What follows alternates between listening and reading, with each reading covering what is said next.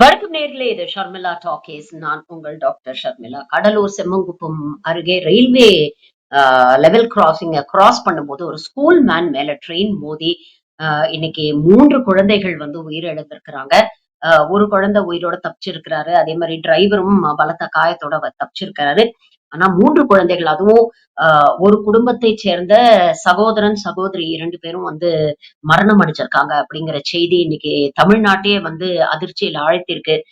அந்த வீடியோஸ் எல்லாம் பார்க்கும்பொழுது ரொம்ப மனசுக்கு சங்கடமா இருக்கு. அந்த ஆக்சிடென்ட் நடந்த ஸ்பாட்ல அந்த வேன் பார்த்தீங்கன்னா, அப்படியே அ ஒரு ஒரு பேப்பர் எப்படி கசக்கி போட்டா எப்படி இருக்குமோ, அந்த மாதிரி அப்படியே சுருண்டு கிடக்கு அந்த வேன். அத பார்க்கும் பொழுதே, அந்த உள்ள இருந்த அந்த குழந்தைகளோட நிலைமை எப்படி இருக்கும் அப்படின்னு நினைச்சு பார்க்கும்போது ரொம்ப கஷ்டமா இருக்கு. அந்த குழந்தையை இழந்து வாடக்கூடிய அந்த பெற்றோருக்கு நம்மளுடைய ஆழ்ந்த இரங்கல்களை தெரிவிச்சிருக்கோம். ரயில்வே துறையும் சரி, மாநில துறையும் சரி நிவாரணம் கொடுத்திருக்கிறாங்க அப்படின்னு சொல்றாங்க. ஆனா என்ன நிவாரணம் கொடுத்தாலும் போன உசுரு திரும்பி வருமா? அதனால அந்த குழந்தைகளை இழந்து வாடும் அந்த பெற்றோருடைய அந்த உணர்வுகள வந்து நம்மளால புரிஞ்சுக்க முடியுது. இந்த நேரத்துல அவங்களுக்கு தைரியம் மட்டும் தான் நாம சொல்லணும். இத தாண்டி இதுல நெறைய விஷயங்கள் நீங்க பார்த்தீங்கன்னா, இந்த ஆக்சிடென்ட் எப்படி நடந்தது அப்படிங்கிறத நெறைய வீடியோஸ் வந்து சமூக வலைதளங்கள்ல நம்ம பார்க்க முடிஞ்சது. உதாரணத்துக்கு 2 வீடியோஸ் வந்து நான் உங்களுக்கு ப்ளே பண்ண சொல்றேன். அதாவது அ அந்த சம்பவத்தை நேரில் பார்த்த பொதுமக்களில் ஒருவர் சொல்லக்கூடிய வெர்ஷன்.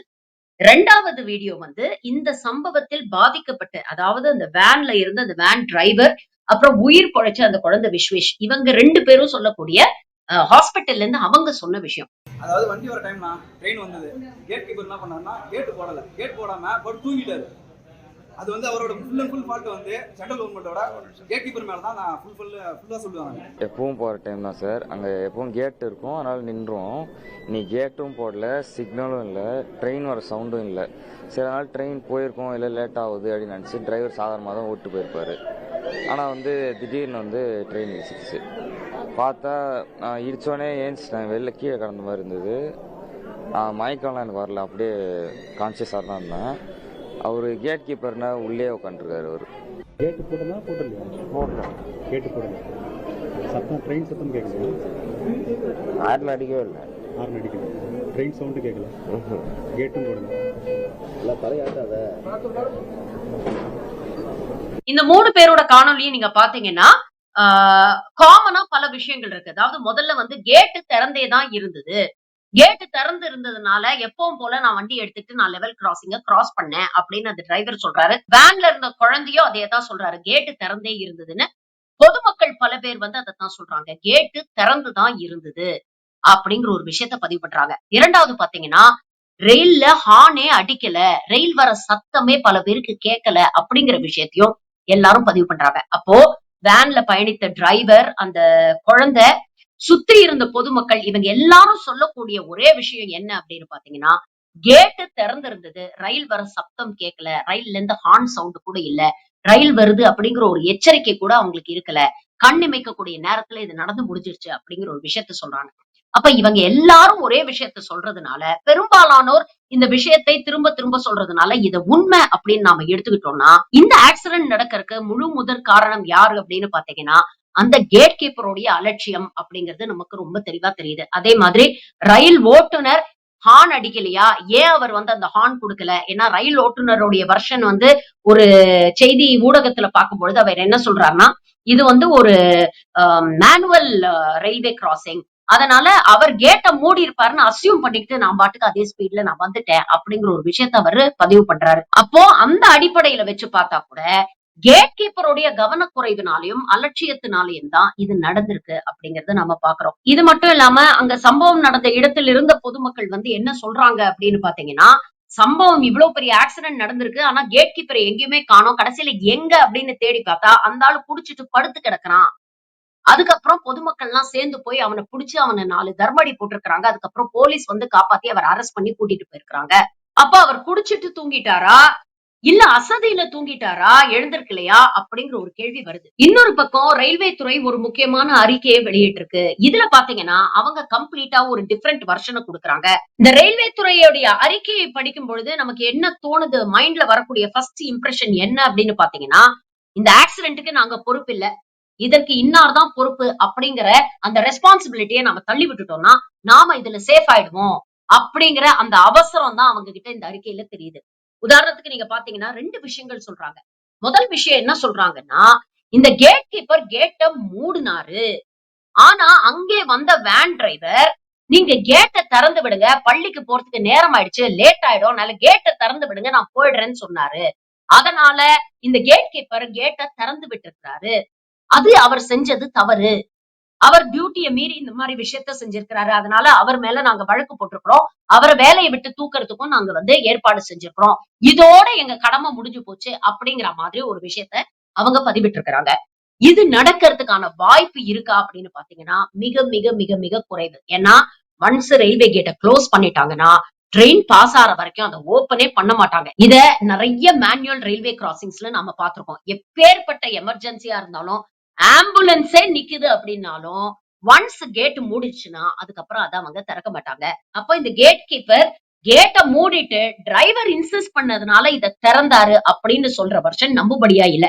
ஏன்னா வண்டி ஓட்டுன டிரைவர் ரொம்ப தெளிவா சொல்றாரு, பொதுமக்கள் ரொம்ப தெளிவா சொல்றாங்க, வண்டியில பயணம் பண்ண அந்த குழந்தை ரொம்ப தெளிவா சொல்லுது, நாங்க வரும்போது கேட்டு திறந்துதான் இருந்தது, திறந்திருந்ததுனால எப்பவும் போல நாங்க கிராஸ் பண்ணிட்டோம் அப்படிங்கிற ஒரு விஷயத்த சொல்றாங்க. ஒருவேளை டிரைவர் போய் சொல்றாரு அப்படின்னு நினைச்சா கூட அந்த வேன்ல பயணம் பண்ண அந்த குழந்தையும் சரி, பொதுமக்களும் சரி பொய் சொல்றதுக்கான வாய்ப்பு இல்ல. அப்போ கேட்டு திறந்திருக்குன்னு இவ்வளவு பேர் சொல்லும் பொழுது ஒன்றிய அரசு கொடுக்கக்கூடிய விளக்கம் ஏற்றுக்கொள்ளும்படி இல்லை. அப்போ இந்த பிரச்சனையில ரெஸ்பான்சிபிலிட்டி அந்த கேட் கீப்பர் மேல தூக்கி போட்டுட்டு அவர் மேல நடவடிக்கை எடுத்துட்டோம்னா நம்மளுடைய பிரச்சனை தீர்ந்தது.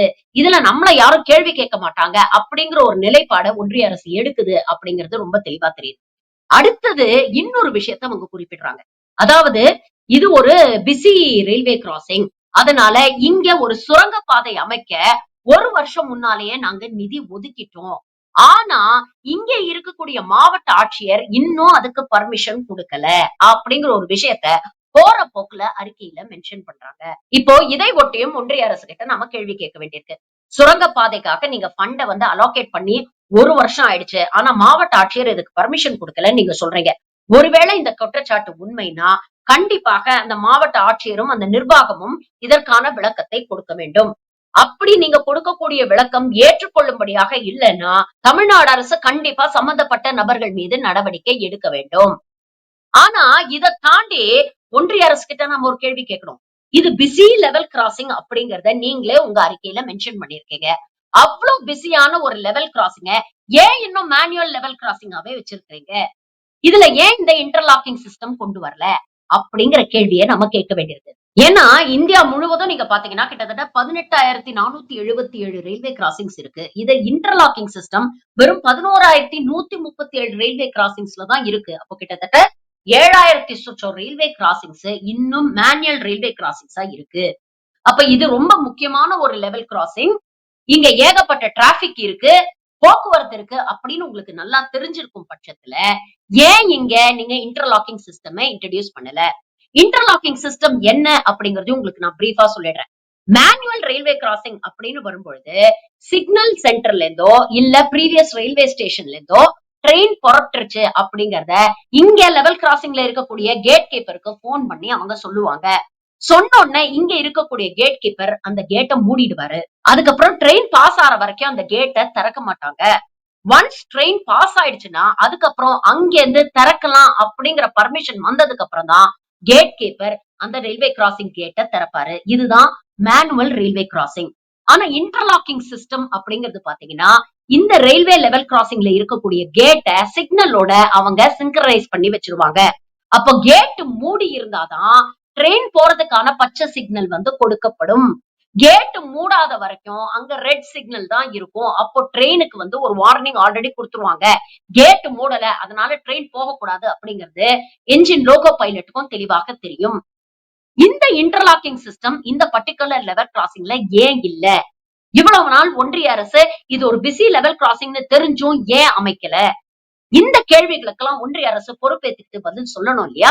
இதை தாண்டியும் ஒன்றிய அரசு கிட்ட தொடர்ந்து நம்ம இது போன்ற கேள்விகளை எழுப்பிக்கிட்டு இருக்கோம். ஏன்னா நாளொரு மேனி பொழுதொரு வண்ணமுமா தினம் ஒரு ட்ரெயின் ஆக்சிடென்ட் எங்கேயாவது ஒரு இடத்துல நாட்டுல நடந்துகிட்டே தான் இருக்கு. ஒவ்வொரு முறையும் இந்த பிரச்சனைகள் எழுப்பப்படுது. ரயில்வே பட்ஜெட்ல சேஃப்டிக்காகவும் மெயின்டெனன்ஸ்க்காகவும் ஒரு தொகையை ஒதுக்குறாங்க. ஆனா அந்த தொகை முழுமையாக அதற்காக பயன்படுத்துவதில்லை அப்படிங்கிற குற்றச்சாட்டை தொடர்ந்து நாம வச்சுக்கிட்டு இருக்கோம். ட்ரெயின்ஸ மெயின்டைன் பண்றது, ட்ராக்ஸ மெயின்டைன் பண்றது, சிக்னல் சிஸ்டம்ஸ் அப்டேட் பண்றது, அத மெயின்டைன் பண்றது, இது போன்ற விஷயங்களுக்கு தொடர்ந்து நிதி ஒதுக்கப்படுகிறது. ஆனா அந்த நிதி பயன்படுத்தப்படுவதில்லை அப்படிங்கறத சிஏஜி ஆடிட் ரிப்போர்ட்லயும் அவங்க சுட்டி காட்டியிருக்கிறாங்க. இரண்டாவது விஷயம், ரயிலுக்கான ப்ரொடெக்ஷன் அப்படின்னு இவங்க ரொம்ப பிரபலப்படுத்தின இல்ல ப்ராபகேண்டா பண்ண கவச்.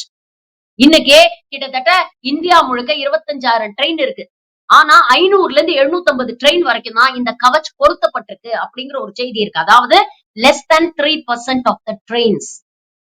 அப்படி இருக்கும் பொழுது இந்த கவச்சுக்கு ஏன் இவங்க இம்பார்ட்டன்ஸ் கொடுக்க மாட்டேங்கிறாங்க? தொடர்ந்து இப்படி தினம் ஆக்சிடென்ட் நடக்குது.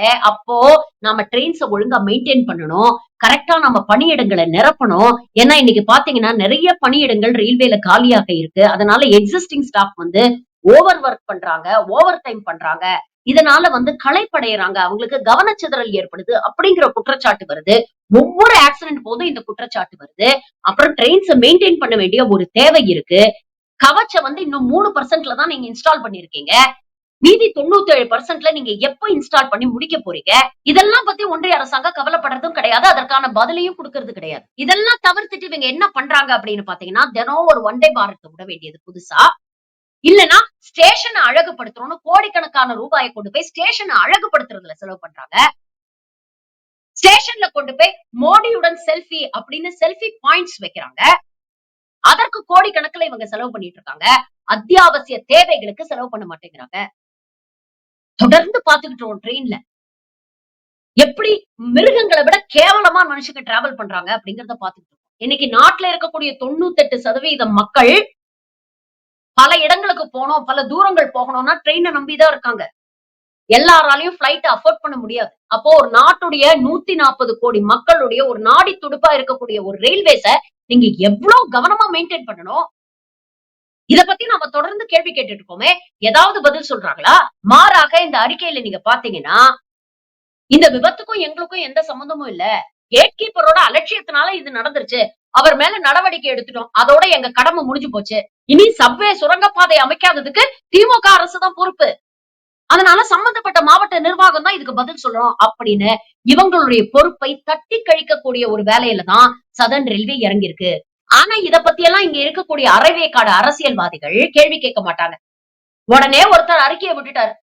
பாருங்க, மாவட்ட நிர்வாகி வந்து சப்வே அமைக்கிறதுக்கு பர்மிஷன் கொடுக்கலையா அப்படின்னு ஒரு கண்டன அறிக்கை. அதுல ஒரு இடத்துல கூட ரயில்வே துறை ஒன்றிய அரசின் கீழ் வருதே, அப்ப ஒன்றிய அரசு சில கேள்விகளுக்கு பதில் சொல்லணுமே அப்படிங்கறத பத்தி எல்லாம் அந்த தற்கொலை தலைவருக்கு கேட்கணும்னே தோணல.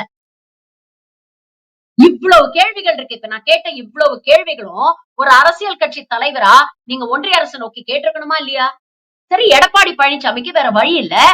அவர் அடிமை சாசனம் எழுதி கொடுத்துட்டாரு. அவர் இந்த கேள்விகள் எல்லாம் கேட்க மாட்டாரு. பாரதிய ஜனதா கட்சியுடைய தலைவர்கள் அண்ணாமலை, தமிழிசை சவுந்தரராஜன் போன்றவர்கள்லாம் அவங்க கட்சிக்கு ஆதரவா, அவங்க கட்சிக்கு சார்பாக அவர்கள் தப்பை மூடி மறைக்கும் வகையில் தான் அறிக்கை கொடுப்பாங்க. நீங்க தானே அரசியல் எதிரி, கொள்கை எதிரி அப்படின்னு பஞ்ச் டயலாக் பேசுறீங்க. அப்ப கொள்கை எதிரியை நோக்கி இது போன்ற விஷயங்கள்ல கேள்வி கேட்கணும்னு ஏன் உங்களுக்கு தைரியமும் துணிச்சலும் வர மாட்டேங்குது? மாநில அரசு விமர்சனத்துக்கு அப்பாற்பட்டது இல்ல. விமர்சனம் பண்ணுங்க, கேள்வி கேளுங்க. இப்ப இந்த விஷயத்திலயும் சுரங்கப்பாதை அமைக்கிறதுக்கு ஏன் 1 வருஷம் டிலே ஆச்சு அப்படிங்கிற கேள்விய மாநில அரசு கிட்ட கேளுங்க, மாவட்ட நிர்வாகிகள்கிட்ட கேளுங்க. அதற்கு அவங்க விளக்கம் கொடுக்கணும். அந்த விளக்கம் சரியில்லைன்னா அவங்க மேல நடவடிக்கை எடுக்கணும். இது நியாயமான விமர்சனம். ஆனா இதுதான் முதன்மையான விமர்சனமாக இருக்கணுமா? அப்ப கொள்கை எதிரிகளை நோக்கி என்னைக்கு கேள்வி கேட்க போறீங்க? இப்படி ஒவ்வொரு முறையும் ஒரு மரணம் நடக்கும் போது அதை வச்சு இப்படி கேவலமான அரசியல் பண்றதுக்கு உங்களுக்கு எல்லாம் வெக்கமா இல்ல? தொடர்ந்து நாடு பூரா தினமும் ட்ரெயின் ஆக்சிடென்ட் நடந்துகிட்டு இருக்கு. இந்த நிமிஷம் வரைக்கும் அதுக்கு மாரல் ரெஸ்பான்சிபிலிட்டி எடுத்துக்கிட்டு அஸ்வினி வைஷ்ணவ் ஏதாவது ஒரு நடவடிக்கை எடுத்திருக்காரா? நீங்க ராஜினாமா கூட பண்ண வேண்டாம். ஆனா குறைஞ்சபட்சம் அந்த பொறுப்பையாவது நீங்க கையில எடுத்திருக்கீங்களா? எத்தனை உயிர்கள் பலியாயிருக்கு. அதுக்கு என்னைக்காவது இந்த ஒன்றிய அரசு விளக்கம் கொடுத்திருக்கா? ரயில்வேக்கு தனியா ஒரு பட்ஜெட் இருந்தது. அப்பவாவது ஒரு தெளிவா தெரிஞ்சது என்ன பண்ணிட்டு இருக்காங்க, என்ன ஏது அப்படிங்கிறது.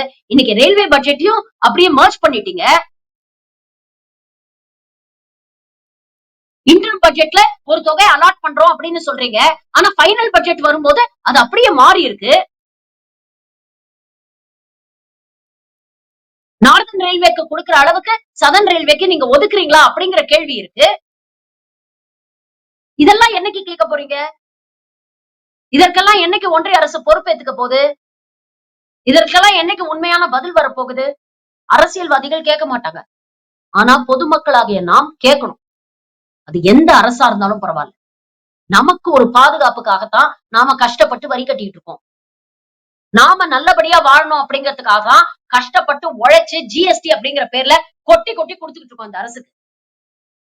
அப்ப நாம கொடுக்கிற வரி பணம் நமக்காக பயன்படுதா இல்லையா அப்படிங்கிற கேள்வியை நாம தானே கேட்கணும். ஜனநாயகத்துல ஓட்டு போடுறவன் தான் எஜமானன். அவங்க யாருமே நமக்கு சேரிட்டி ஒர்க் பண்ணல. ஒண்ணு இலவசமா நமக்கு தூக்கி கொடுத்துடல. எல்லாமே நம்ம வரி பணம் மூலமா வரக்கூடிய விஷயங்கள்.